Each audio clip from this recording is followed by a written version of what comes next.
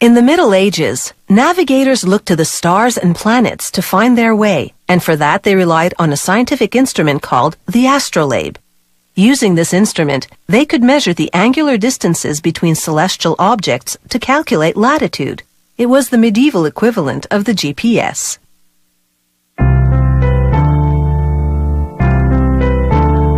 Today, craftsmen still make astrolabes to celebrate their place in history.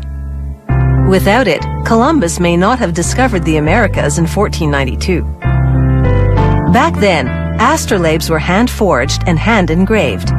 Today, these instruments take shape in two-part rubber molds enclosed in a metal drum.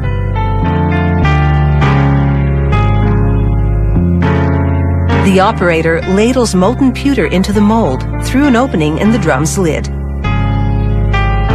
Inside, the mold spins, forcing pewter into every part of this astrolabe plate, complete with geometric engravings on both sides. He molds the dial and pointers the same way. He slices off excess pewter. It will be remelted and reused. He then sands the ragged edges of the plate for a smoother circumference.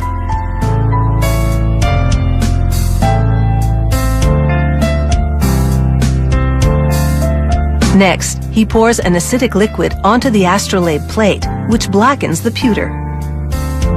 He swishes the blackening agent around to ensure it covers every surface completely.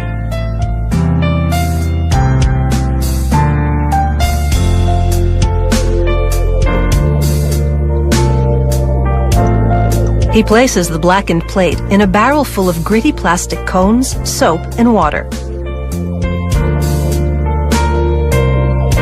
As it revolves, everything tosses about inside to scrub the surface of the astrolabe plate, but leave the engraved designs black. This process adds definition to the markings. In Columbus's time, they would have used a pumice stone and a lot of elbow grease to achieve this effect.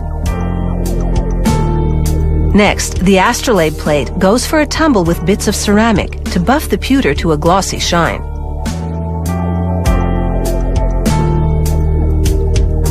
Against the shiny pewter backdrop, the geometric markings now stand out. Clearly visible on the front is a map of the sky and the zodiac calendar. And on the back, the mathematical scales are now clearly defined. The elaborate dial undergoes the same processing to enhance its celestial engravings.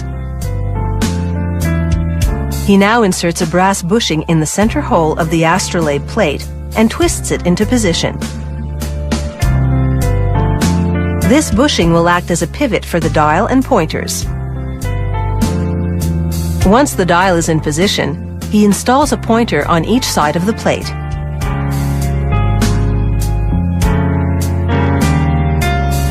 These pointers can be turned like the hands of a clock, and the user measures the angle of the stars and planets in relation to the horizon to calculate his location. He caps the bushing with a screw on one side and a nut on the other.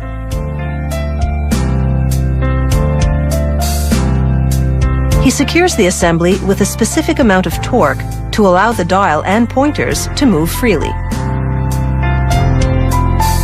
He then slips a metal ring through the top hole of the astrolabe so this instrument can be linked to a chain if the owner wishes.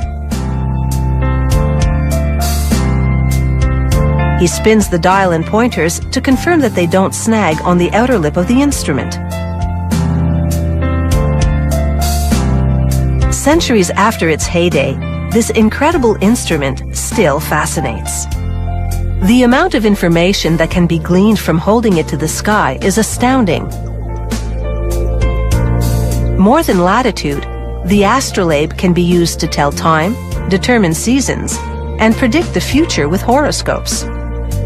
Of course, it takes a basic understanding of geometry and astronomy to use it. To the trained eye, this astrolabe now reads 1 p.m., proving that this instrument from another era can still provide up-to-the-moment information.